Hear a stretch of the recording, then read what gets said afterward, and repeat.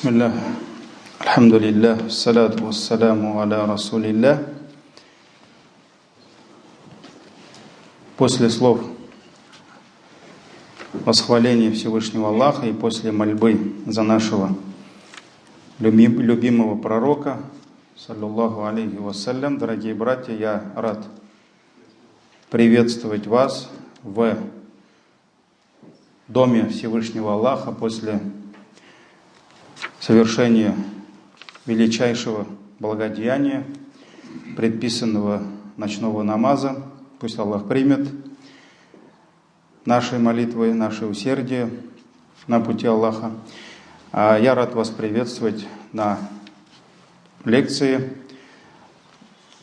которую мы будем продолжать, цикл лекций, который мы назвали «Уроки поминания Аллаха». У нас пауза такой была продолжительной, на то были и причины. 25 лекций у нас было именно на эту тему, то есть мы изучали превосходство этого вида поклонения над другими видами поклонения, достоинства, некоторые секреты, которые таит в себе это поклонение. И несмотря на то, что поминание Аллаха не занимает у нас и много времени, не отнимает у нас много сил, поминание Всевышнего Аллаха, восхваление Аллаха, обращение к Нему, мольба является одним из величайших видов поклонения. Одним из величайших видов поклонения.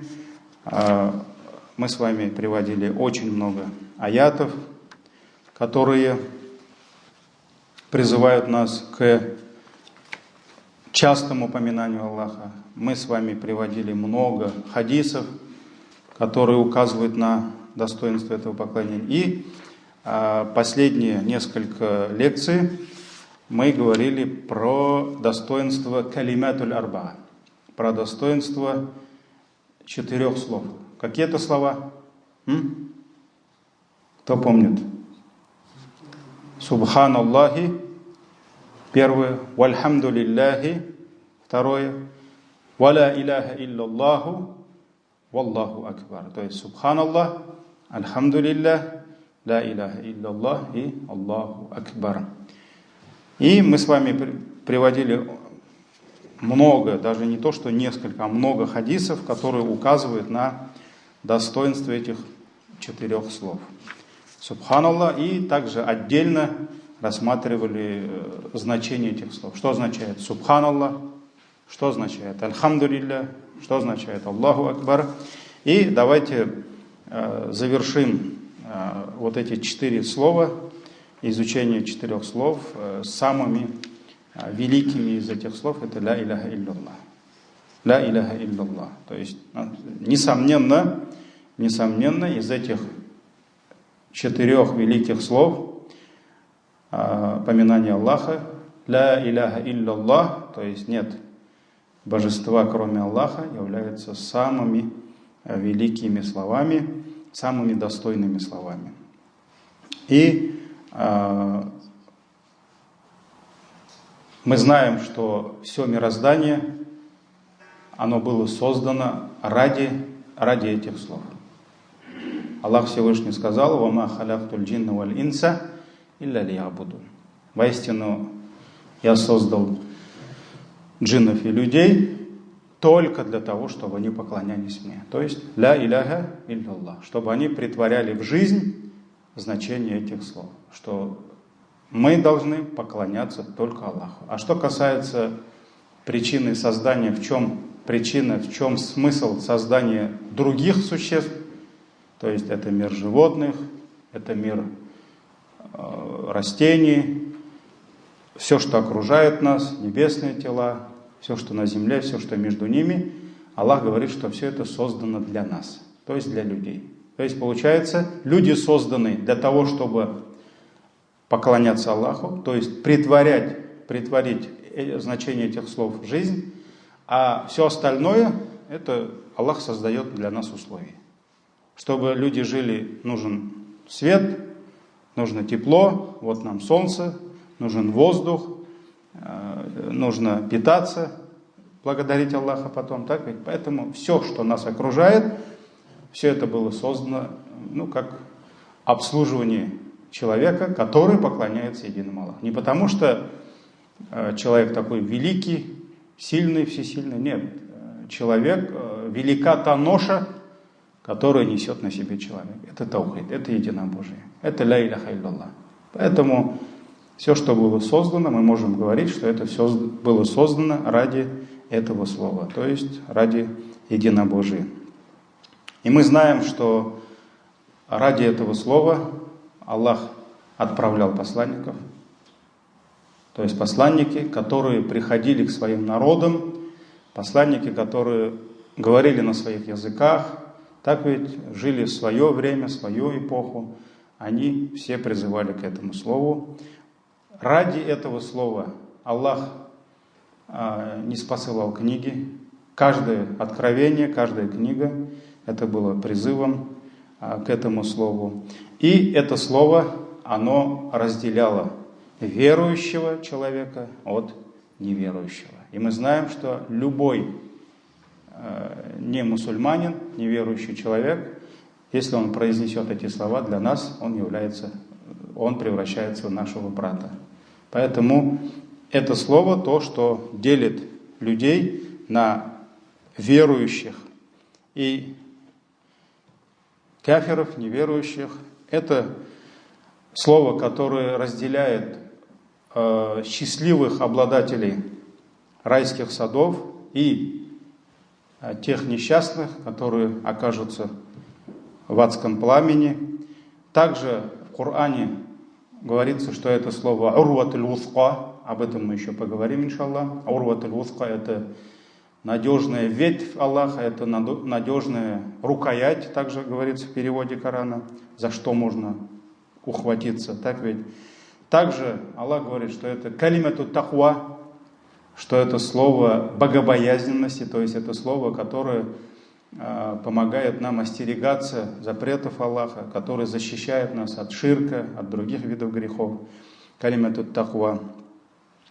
Также это слово является мин а'зам арканид-дин, то есть это является одним из самых величайших столпов религии и мин ахамми шу'абиль иман, то есть является самым важным из всех ветвь имана. То есть, если, как в хадисе указывается, что иман состоит из 60, более 60, более 70, так ведь в хадисе приводится. То есть, аляха, то есть самая великая ветвь, это ля иляха илляллах, а самая низкая, то есть самое маленькое дело, это подбирать, что?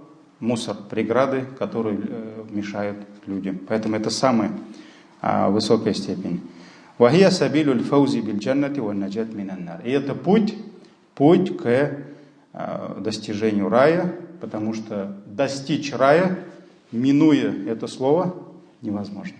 Без этих слов, ля иляха илляллах, достичь рая невозможно. Невозможно. И это путь спасения от ада. То есть спастись от пламени ада без этих слов просто невозможно. Просто невозможно. Вахия калимату шахада. И это является словом свидетельствования. То есть человек, который засвидетельствует, он становится верующим. Ва мифтах дари саада. И это слово является ключом к дому счастья. То есть это как счастье в этой жизни и счастье в вечной жизни. И это слово занимает такое великое место в религии Аллаха, которое невозможно описать словами. Невозможно описать словами. Даже те аяты, которые мы сегодня с вами приведем, и те хадисы, которые указывают на достоинство этих слов, они не могут описать все превосходство, все величие этого слова. Потому что на самом деле это самые великие слова. И Всевышний в Коране говорит сурат Аль-Имран, семейство Имрана, 18 аят. Аллах свидетельствует, шахид Аллах, то есть Аллах засвидетельствовал, аннаху ла иляха илляху, что нет божества, кроме Него. Аллах сам свидетельствует, не то что мы. Аллах сам свидетельствует, не только Его рабы, что нет божества, кроме Него. Валь маляикату ва улюл гилм. Также свидетельствуют ангелы, что нет божества, кроме Него. И обладающие знанием, то есть ученые. Qa'iman bil qist. И Аллах поддерживает все справедливостью. То есть религия Аллаха, правление Всевышнего Аллаха всегда и во всем поддерживает что? Справедливость. То есть основа управления Аллаха мирозданием, в основе что лежит? Кист, то есть это справедливость. Ля иляха илляху, и Аллах повторяет еще раз, нет божества истинного, кроме Него, Аль-Азиз, Аль-Хаким. Аль-Азиз, то есть Аллах могущественный, и Аль-Хаким, Аллах мудрый. Аллах мудрый. Сурат Аль-Имран, 18 аят. На самом деле, эти слова являются, дорогие братья, величайшими словами, и невозможно описать все величие этих слов. И давайте сегодня вот вспомним несколько превосходств, на которые указывает книга Всевышнего Аллаха, то есть превосходств этого слова, достоинств. И самое первое достоинство, на что указывает книга Аллаха, это то, с чем пришли пророки. Все пророки, абсолютно все, не было никаких исключений, которые были направлены к людям, они начинали с этих слов. Это Нух, алейхиссалям, Муса, алейхиссалям, кто-то его называет Моисеем, Иса, алейхиссалям, это Ибрахим, это Яхуб, его сыновья, все, абсолютно все. Если 25, мы знаем имена 25 пророков, которые Аллах упоминает в Коране для нас, но мы знаем, что их больше, что их намного больше, и ученые говорят о 124 тысяч пророках, которые пришли. То есть имена всех пророков даже наш пророк, саллаллаху алейхи ва саллям, не знал. Но Коран указывает на то, что каждый пророк, который пришел когда-то к своему народу, а в чем различие прежних пророков от нашего пророка, саллаллаху алейхи ва саллям, то, что наш пророк пришел ко всем народам. А другие пророки, они приходили к своим народам. Поэтому в одно и то же время жили несколько пророков. Этот пророк отвечал за свое селение, а соседнее селение, у них был свой пророк. Мы знаем, что пророки встречались друг с другом. Мы знаем, что они общались друг с другом. Мы знаем даже случаи, когда люди, когда у них возникали жизненные проблемы, они приходили к этому пророку, а потом, если что-то им не понравилось, бывало даже так, что они шли к другому пророку. Как, например, случай, когда у матерей волк съел одного из детей, у них было двое матерей, у них было двое детей, младенцев. И так получилось, что волк съел одного из детей. И на двоих остался один ребенок. И они не могли поделить это. Это говорило, что это ее ребенок, а та говорила, что это... То есть одна из них обманывала, так ведь? И они пошли к Дауту, алейхиссалям.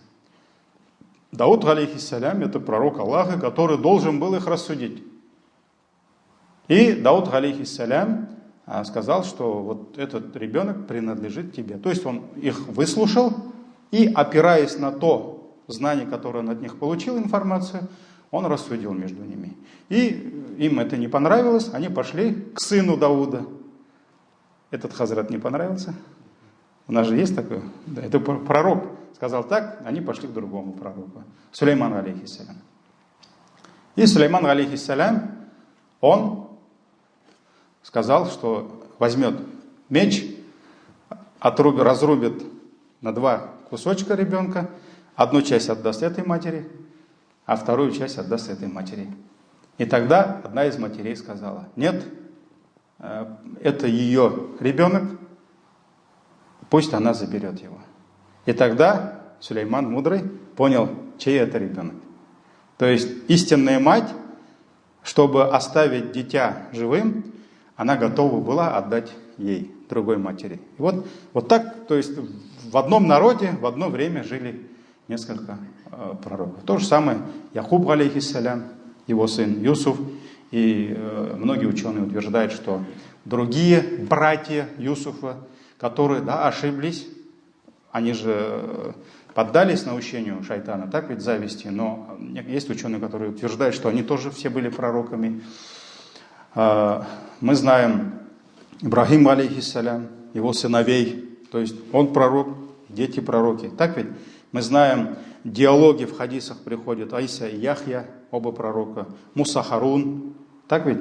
То есть по ходатайству Мусы Аллах избрал Харуна пророком, так ведь? То есть он же попросил у Аллаха помощника, и Аллах через дуа, то есть ходатайство шафара Муса, алейхиссалям, дал пророчество Харуну. Поэтому в одно и то же время жили несколько пророков.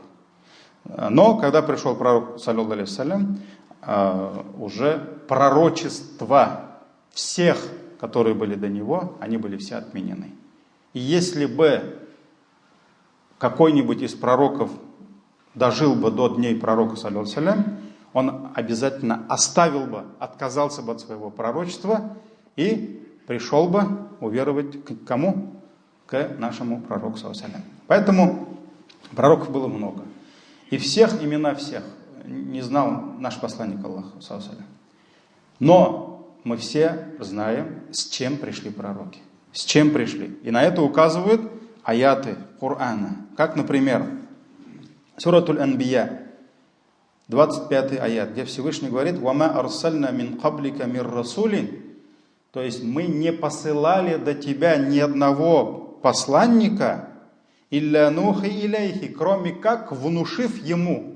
То есть здесь идет исключение. Аллах подчеркивает, что ни одного посланника не было до тебя, кроме как он получил откровение от нас. Какое? Аннаху ла иляха.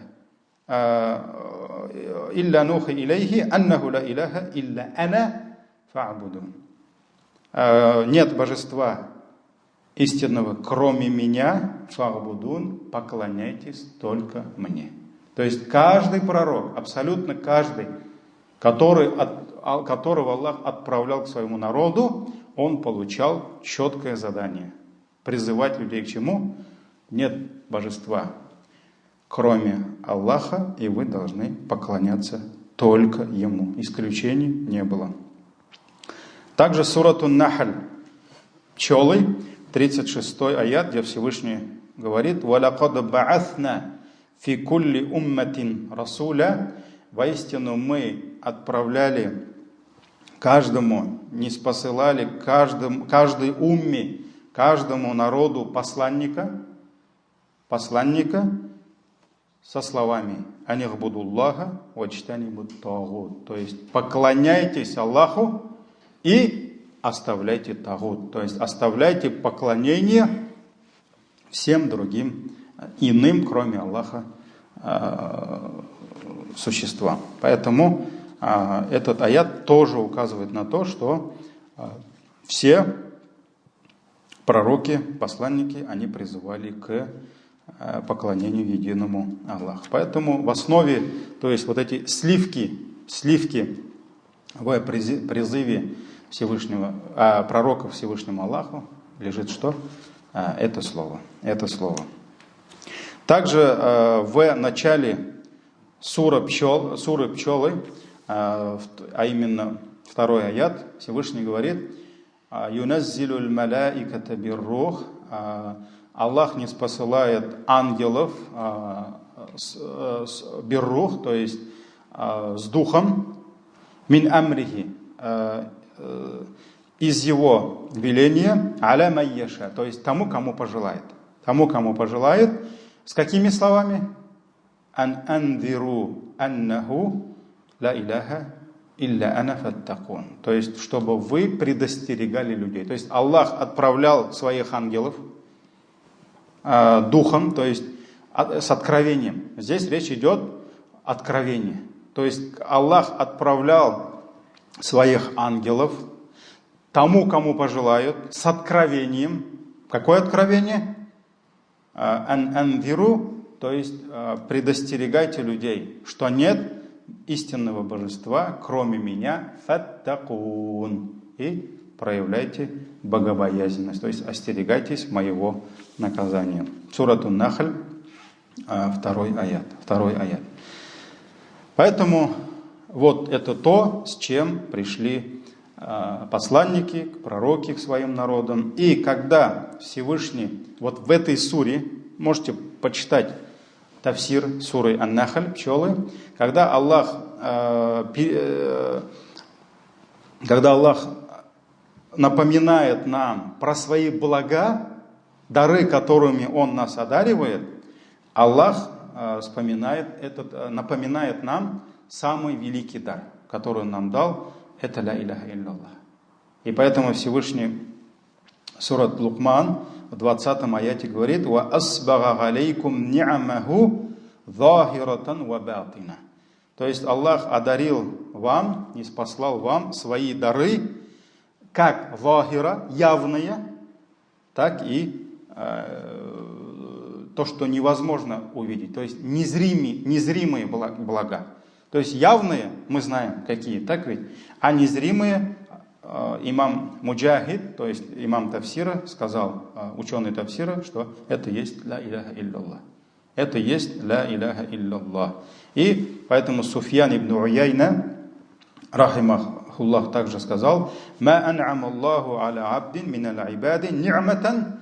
То есть Аллах не посылал ни одному из своих рабов ни'матан, то есть благо, а'адам, более великого блага, чем ан'аррафахум ля иляха илляллах, чем то, что дал им понять знание ля иляха илляллах. То есть самое великое благо, самый великий дар, который Аллах нам дал, это не здоровье, как сегодня говорят, да, там на свадьбах говорят родители: о, самое великое богатство это здоровье, а потом только деньги, да, или там еще что-то. Нет. Величие солнца, света солнца, величие воздуха, без которого мы даже жить не можем, так ведь? Воды, еды, зрения, слуха, да, самое великое благо, которым Аллах нас одаряет, это ля иляха илляллах. Это единобожие, это вера в наших сердцах. Поэтому очень часто, когда вот мусульманина постигает разные виды испытаний, да, иногда угасает вот этот пыл, иногда и настроения не бывает. Вот, иногда мусульманина постигают наущение шайтана, что вот Аллах дает ему это испытание, то испытание, Аллах лишил его этого, того. Мы всегда должны понимать, что Аллах, если Он не лишил нас имана, если Аллах не лишил нас единобожия, если Аллах не лишил нас намаза, да, все эти лишения, конечно, мы не просим у Аллаха испытания, там, Аллах, дай мне испытание, да, мы всегда просим у Аллаха афия, легкости. Поэтому даже многие ученые задают вопрос: а можно ли у Аллаха просить терпения? Можно просить, если есть причина. То есть, если Аллах дал тебе трудность, тогда можно просить, а если нет, тогда не надо просить. Получается, ты просишь у Него причины терпеть, так ведь? Поэтому, если все, что тебя постигло, не касается твоего единобожия, твоей веры, то нужно благодарить Аллаха. Потому что, если Аллах у тебя забрал имущество какое-то, может быть, часть твоего здоровья, да, близкого человека, но у кого-то Аллах, кого-то Аллах лишил имана. У него и имущество, казалось бы, на месте, да, и все остальное, но у него нет имана. У кого-то Аллах забрал намаз. Поэтому, если лишение не касается твоего имана, твоего поклонения, твоего единобожия, ты должен понять, что самое великое благо у тебя в руках, альхамдулилля, у тебя в сердце. Это ля иляха илляллах. Поэтому Суфьян ибн Уяйна сказал, Аллах не посылает ни на одного из своих рабов более великого дара, блага, чем благо дар ни'ма, понимание слов ля иляха илляллах.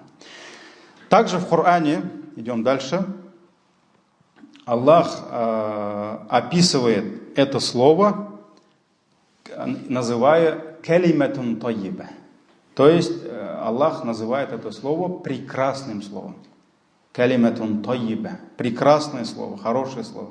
И говорит, это сура Ибрахим, 24 аят, 25 аят и так далее. Всевышний говорит, «Алям тара кейфа», разве ты не видишь, «Кейфа дарабаллаху маталян», как Аллах привел пример. То есть в Коране, чтобы довести до нас истину, чтобы мы смогли понять более глубоко истину, многие вещи Аллах приводит для нас в виде примеров. В виде примеров. Чтобы мы поняли это. И вот Аллах говорит, разве ты не видишь, как Всевышний привел пример прекрасного слова? Чтобы нам понять, что же такое прекрасное слово, Аллах сравнивает прекрасное слово кашаджаратин тайиба, прекрасным деревом. Вот оно дерево. Каждый из нас знает, что такое дерево, да? Дерево – это создание, которое имеет части. Вот есть столб, есть ствол, есть ветки, есть, в идеале должны быть листья, должны быть плоды, так ведь, которым Он нас дает, которые Аллах дает нам. И есть должны быть такие надежные корни, потому что все идет через корневую систему. И вот Аллах говорит, Аллах сравнивает прекрасное слово прекрасным деревом. Аслуха табит. Аллах говорит, корни, фундамент этого дерева табит. То есть они твердые, они надежные там, в земле. А чем сильнее корни, да, мы знаем, тем здоровее, сильнее, прекраснее дерево. Аслуха табит, ва фар'уха фиссама. А ветки фиссама идут к небу. То есть, чем сильнее корни дерева, тем сильнее ветки. Так ведь? Поэтому Аллах говорит, аслуха табит, то есть корни этого дерева твердые, а ветки восходят к небу. Восходят к небу. Ту'ти укуляха кулля хайнин би идни раббиха. И плоды свои это дерево дает каждый раз, постоянно дает свои плоды би идни раббиха, по велению своего Господа. То есть, если стержень у человека твердый, надежный, то есть его иман, его таухид, единобожие, его связь сердца с Аллахом, то и ветки будут здоровыми, и плоды будут. Но если там дальше идет сравнение уже калиматин хабиса, то есть уже Аллах сравнивает дурное слово в виде дурного дерева, которое не имеет твердую основу, то есть корни слабые, и поэтому ветки, соответственно, и плоды слабые. Поэтому Аллах объясняет нам, что это прекрасное слово, если иман, единобожие у человека, у мусульманина сильный, плоды будут, иншаллах. И вот так Всевышний приводит примеры для людей. Для чего? Чтобы они опомнились, чтобы они призадумались. Сура Ибрахим, 24-25 аят. Можете тафсир этих аятов сами почитать. Также Аллах называет, кстати, в продолжении, когда уже дальше Аллах сравнивает дурное слово с дурным деревом, описывает это дурное дерево, а дальше Аллах называет это слово «каулю thабит», то есть таким твердым словом. и говорит: «Юсаббитуллаху аллазина аману билкаули сабит». То есть Аллах поддерживает, дает поддержку тем, которые уверовали, чем? Билкаули сабит, вот этим твердым словом. Это слово твердое, это ля иляха илляллах. Филь хаяти дунья, как в этой жизни, ва филь ахира, так и в вечной жизни. То есть в этой жизни то, что у человека иман твердый, таухид твердый, ля иляха илляллах, альхамдулилля, он удерживается на пути Аллаха, он идет до конца, его не постигают наущения шайтана, даже если его постигают, он кается, он возвращается к Аллаху, то есть потому что у него есть что? Основа. Основа есть. Иман. Поэтому, когда мы детям начинаем преподавать ислам, религию, очень многие родители, особенно которые далеки, может быть, от практического ислама, да, они приводят детей, всем нужны воспитанные дети. Они говорят: учите их адабу, учите их нраву. Несомненно, это все очень важно.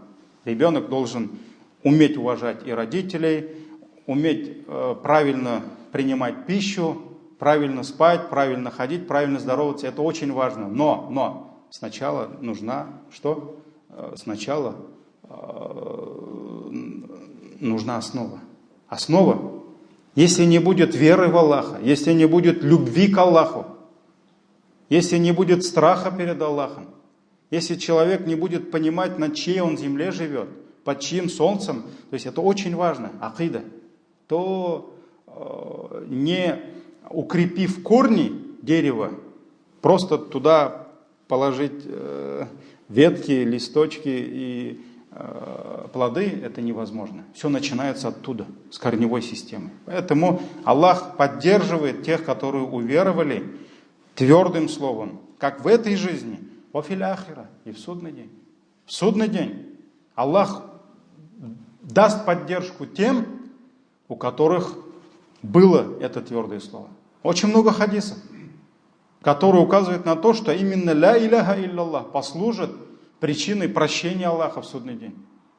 Что Аллах простит его грехи. Хадис в сборниках имама Тирмизи, когда посланник Аллаха саллаллаху алейхи ва саллям сказал, что приведут одного из моей общины, то есть он был из общины пророка, саллаллаху алейхи ва саллям, мусульманин, и перед ним положат 99 его страниц, то есть анангамаль дафтариннан, то есть страницы, где были написаны, записаны ангелами его дурные дела.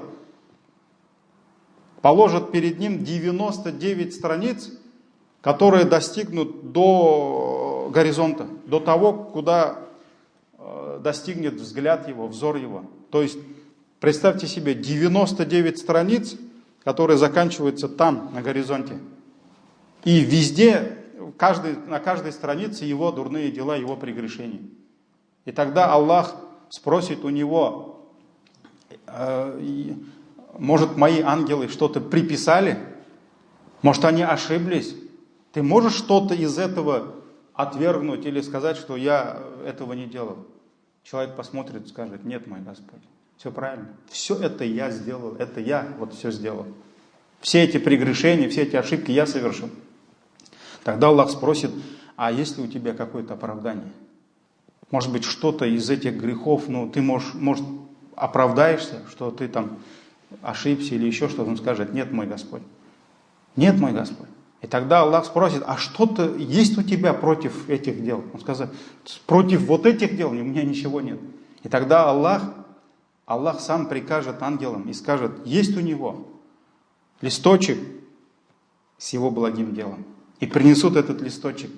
И тогда человек улыбнется и скажет: о мой Господь, а что это за листочек? Против вот этих 99 страниц, которые доходят до горизонта. И тогда Аллах скажет: сегодня ни с кем из моих рабов не поступят несправедливо. То есть Аллах справедливый. И на чашу, одну чашу положит этот листочек, а на другую чашу 99 страниц. И этот листочек окажется тяжелее, чем 99 страниц его прегрешением. И на этом листочке будет что? его свидетельство. Ашхаду ан ла иляха илляллах, ва ашхаду анна Мухаммадан абдуху ва расулуху. То есть его таухид, его единобожие. Он был единобожником, он поклонялся единому Аллаху. И Аллах скажет, ничто не может быть тяжелее имени Аллаха. Поэтому Аллах даст поддержку билкаули θабит, вот этим твердым словом, как в этой жизни, вафиль ахира, и в судный день, и в судный день. Есть другие хадисы, которые указывают на то, что именно его единобожие будет причиной того, что Аллах простит все его грехи, несмотря на то, что их было много. Поэтому Аллах называет это слово каулю θабит, то есть твердым словом, калиматун тайиба, прекрасным словом. Также Аллах называет это слово договором. Договор между рабом и его создателем. Между рабом и его создателем. Сура Марьям, 87 аят, где Всевышний сказал: «Ла ямликуна шафаата илля ман иттахада инда ар-рахмани гахда», то есть никто не сможет обладать заступничеством, то есть судный день, никто из рабов Аллаха не сможет ни за кого заступиться, кроме тех, кто маниттахада инда ар-рахмани ахда, кроме тех, которые получили от милостивого договор вот этот, то есть которые приняли вот этот договор. И Ибн Аббас, радиаллаху анхума, говорит, что этот договор шахадатун ан ла иляха илляллах. Это есть свидетельство, что нет истинного божества, кроме Аллаха. То есть это договор, таухид. Мы договорились, что будем поклоняться единому Аллаху, что будем нести на себе вот эту ношу таухида. И поэтому тот, кто взял на себя этот договор, они будут заступаться за других в судный день. То есть тафсир, что это ахд ла иляха илляллах, дал нам Ибн Аббас. Дальше. А также Аллах называет это слово урватуль вуфка. Урватуль вуфка, то есть это крепчайшая, не просто крепкая, а крепчайшая связь. Также в переводах Корана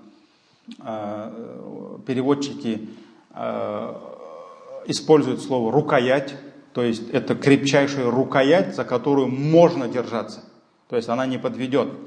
И если человек ухватится не только руками, а зубами, за эту рукоять, он спасется.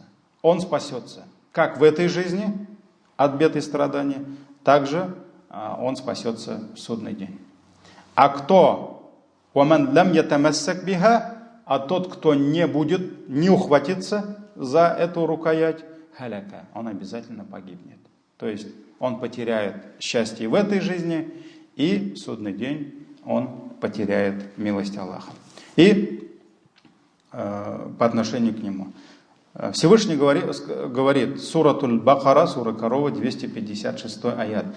«Фаман якфур бит-тагути», и кто проявил неверие по отношению к тагуту, то есть тот, кто отказался от поклонения всем тагутам, то есть помимо Аллаха, всем помимо Аллаха, «ва ю'мин билляхи», и кто уверовал в Аллаха, то есть кто оставил ширк и уверовал в Аллаха, «факад истамсака биль-урватиль вуфка», он зацепился, ухватился за крепчайшую рукоять, вот эту за крепчайшую веру. То есть это таухид. Кто оставил ширк, ла иляха илляллах, так ведь, и уверовал в единого Аллаха, он ухватился за урватуль вуфка, то есть за крепчайшую рукоять.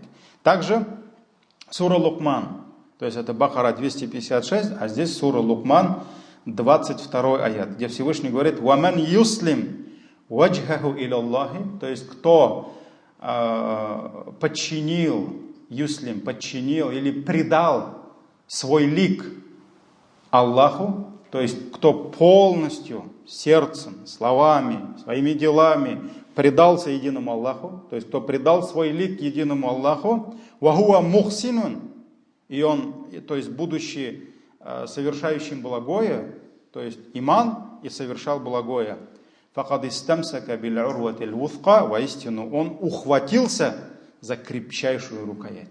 За крепчайшую рукоять, если он будет хвататься за эту рукоять, он спасется в этой жизни и в вечной жизни. А кто не смог ухватиться за ля иляха илляллах, он погибнет.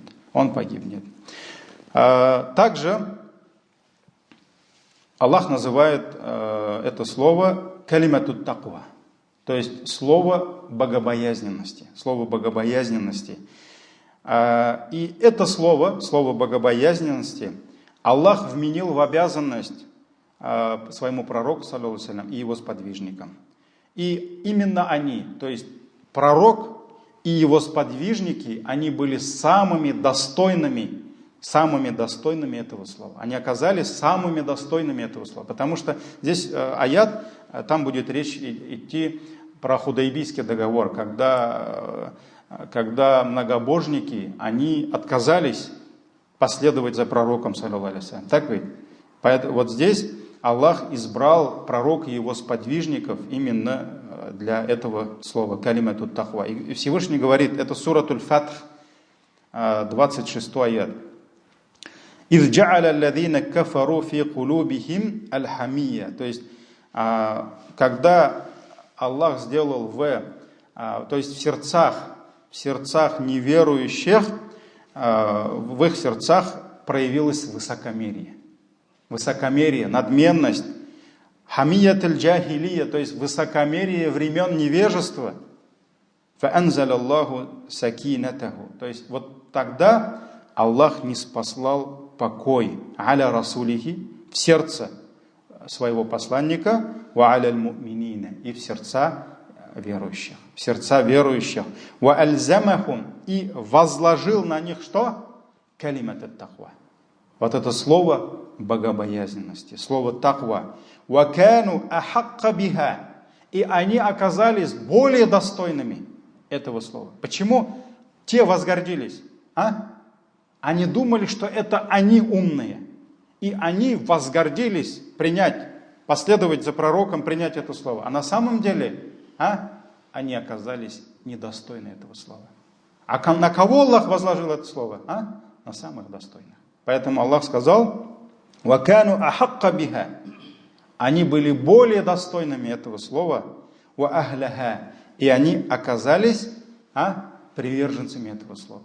Они оказались теми, которые принадлежат этому слову. «Вакан Аллаху бикулли шайин алима». И Аллах был над каждой вещью знающим. То есть Аллах знает. Аллах знает состояние каждого из сердец. Поэтому Аллах милостивый, Аллах знает, и Он мудрый, кому открыть сердце перед истиной. Поэтому Аллах говорит, они были более достойными этого слова. И объясняя, автор книги приводит нам слова праведных предшественников. Амр ибн Маймун сказал: «Ма такаллама ан-насу би шай'ин афдаля мин ла иляха илляллах». То есть люди никогда не говорили более достойных слов, чем ла иляха илляллах. То есть язык человека не может говорить более достойных слов, чем ла иляха илляллах. Нет ни одного зикра, нет ни одного слова поминания Аллаха, который может быть выше, чем слова ла иляха илляллах. И сказал Саад ибн Аяд: «Атадри ма хия я Аба Абдуллах». И знаешь, что означают эти слова? То есть, что это за слова? «Хия валлахи калимату таква». Эти слова – это слова богобоязненности. Это слова калимату таква. И Аллах альзамаха асхаба Мухаммадин. И Аллах возложил эти слова кому? На сподвижников Мухаммада, саллаллаху алейхи ва саллям. И они оказались более достойными этих слов. Ради Аллаху анхум. Пусть Аллах с милости будет доволен ими. Поэтому знамя, как бы тяжело не было, знамя таухида, знамя ла иляха илляллах несли кто? Самый достойный. Это сподвижники пророка Мухаммада, саллаллаху алейхи ва саллям. И сегодня, если бы Аллах пожелал бы, у всех бы и в сердцах, и на устах было это слово, ля иляха илляллах. Но Аллах сам выбирает, Аллах сам выбирает тех, кому нести на этой земле это знамя, ля иляха илляллах. Также аят, который указывает на достоинство ля иляха илляллах, слово ля иляха илляллах, это сура Ан-Наба. Наба — это то есть весть. Весть, где Аллах описывает состояние людей в судный день. Суратун Наба, амма ятасаалун. Это первая сура последнего джуза, 38 аят, где Всевышний говорит, что это есть самая последняя истина, истинное слово. Яума, где Аллах говорит, яума якуму руху валь маляикату саффа, то есть в судный день выстроятся все ангелы и рух, то есть рух — это Джибрииль, алейхиссалям, самый достойный из ангелов, саффа, рядами. То есть они все выстроятся рядами.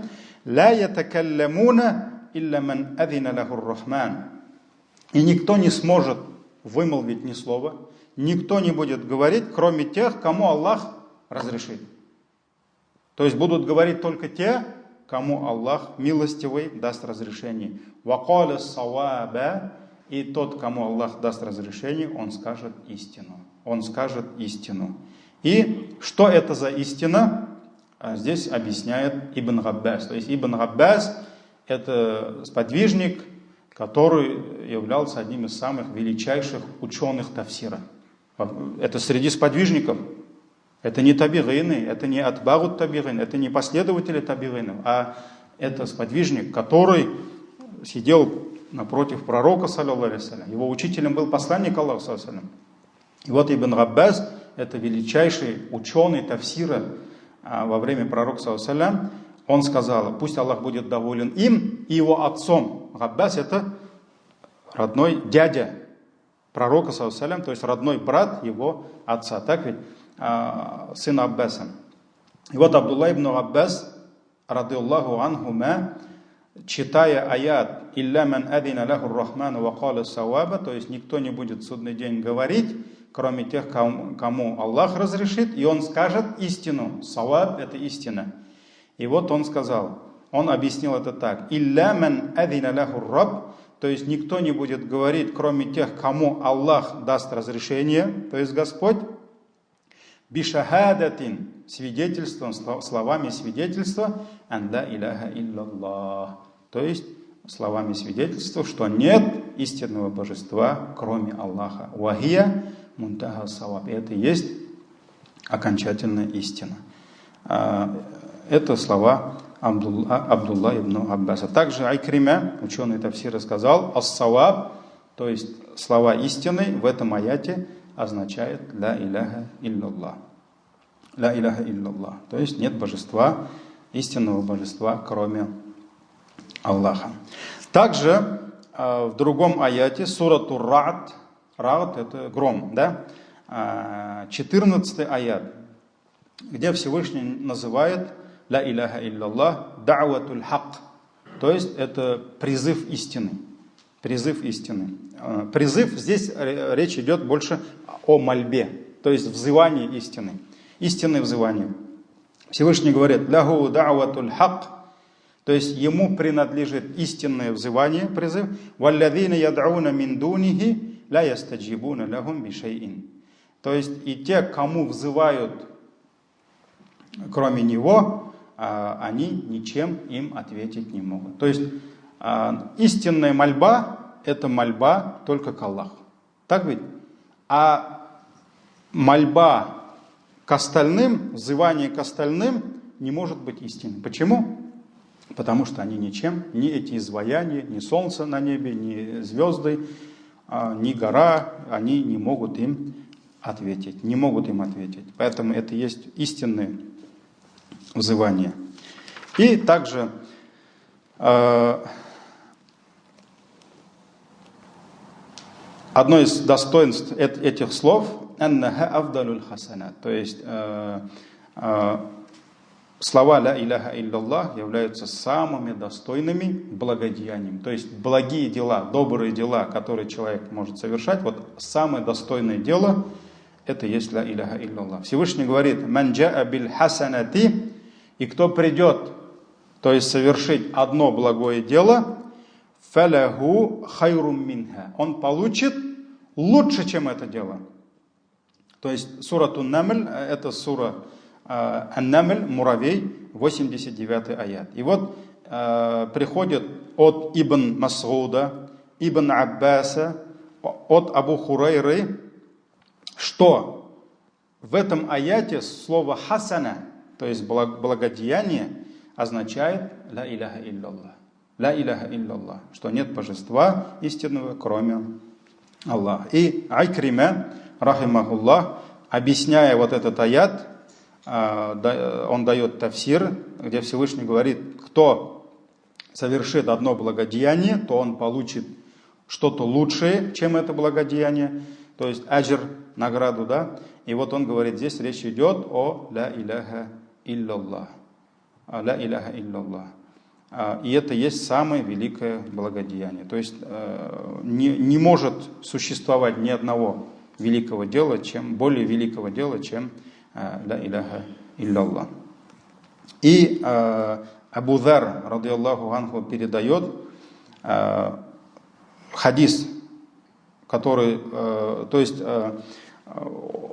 он говорит: я обратился к посланнику Аллаха, саллаллаху алейхи вассалям, и сказал ему такие слова: «Аллимни амалян юкаррибуни миналь джаннати ва юбаидуни минан нар». То есть научи меня такому благому делу, который юкаррибуни, то есть который приблизит меня к раю, и юбаидуни минан аниннар, то есть и отдалит меня от адского пламени. То есть научи меня какому-нибудь благому делу, посредством которого я приближусь к краю и отдалюсь от ада. На что посланник Аллаха, саллаллаху алейхи ва саллям, сказал: «Ида амильта сайятан фа'амаль хасанатан, фа'иннаха ашру амталиха». Если ты совершишь какое-то прегрешение, то есть каждый ошибается. Так ведь? Поэтому если ты совершишь какое-либо прегрешение, соверши благое дело. И за это ты получишь в 10-кратном размере. То есть мы знаем хадис, где посланник Аллаха, саллаллаху алейхи ва саллям, сказал: если человек совершит какое-то дурное дело, он получит равносильно этому. Так ведь? Но что касается благих дел, начинается от 10. Поэтому посланник Аллаха, саллаллаху алейхи ва саллям, сказал: если совершил какое-либо прегрешение, соверши благодеяние, и ты получишь в 10-кратном размере. И тогда я спросил: я Расуль Аллах, а слово ля иляха илляллах тоже благодеяние? То есть, чтобы я говорил эти слова, произносил, повторял. На что посланник Аллаха, саллаллаху алейхи ва саллям, сказал: да, наам, я ахсануль хасанат. Воистину, ля иляха илляллах является самым великим из всех благодеяний. Этот хадис в Муснаде приводит. Поэтому, вот, дорогие братья, это несколько аятов, хадисов, которые указывают на ля иляха илляллах. Но еще раз повторяю, что сколько бы аятов мы не приводили, сколько бы хадисов не приводили, которые указывают на превосходство, достоинство, величие этих слов, на важность этих слов в жизни мусульманина, да, это все не может описать истинное положение этого великого слова, ради чего было все это создано, ради чего мы живем, и которое является причиной счастья, как в этом бренном мире, так и счастья вечной жизни. Одно объявление: иншаллах, завтрашнего дня мы начинаем ифтары каждый четверг. Но мы должны понимать, что лето позади, так ведь, поэтому долгие летние дни позади. Кто-то, может быть, альхамдулилля, и в летние дни постился и продолжал делать сунну пророка, саллаллаху алейхи ва саллям, выполнять. Но для кого-то, может быть, летом было тяжеловато, поэтому магриб все ближе и ближе, поэтому сейчас уже намного проще поститься. Давайте бисмилля возрождать, оживлять эту сунну. Кто может поститься и в понедельник, и в четверг. Кто по каким-то причинам, кому тяжело, может быть, в понедельник будет поститься, может быть, четверг, так ведь. Но как бы мы тоже хотим быть небольшой причиной того, что вы будете, все мы будем оживлять эту сунну. А каждый четверг у нас будут ифтары, иншаллах. То есть мы здесь совершим намаз, будем разговляться. Вот тут неделю назад, по-моему, финики принес, да? Вот. А потом мы заходим туда в столовую мадраса, и у нас там будет ужин, иншаллах. То есть это каждый четверг. Каждый четверг. Кто хочет поучаствовать в приготовлении стола, не стесняйтесь, подходите, иншаллах. Кто-то деньгами, кто-то продуктами, но помните, каждый четверг у нас будут ифтары, иншаллах. Это будет осень, зима, до Рамазана, иншаллах. Субханак Аллахумма бихамдик, шаду алла иляха илля анта, астагфирука ва атубу илейк. И уроки у нас каждая среда будет. Для женщин на татарском языке уроки судного дня каждый понедельник в 6 часов в мадресе. То есть можете мам, можете бабушек, сестер, жен привозить. То есть это отдельно для них, но онлайн да, уроки тоже есть. Но это на татарском языке. Вот сейчас, иншаллах, мы завершаем судный день. У нас буквально 3-4 урока осталось. Потом мы уже переходим в рай и ад. То есть будем изучать описание рая и ада. Это для женщин. Ну, кто-то может в интернете посмотреть. А для мужчин это по средам. На русском языке уроки. Пока уроки поминания Аллаха, потому что еще информации очень много. Джазакумуллах хайр. وصلى اللهم على نبينا محمد وعلى آله وصحبه أجمعين. السلام عليكم ورحمة الله وبركاته.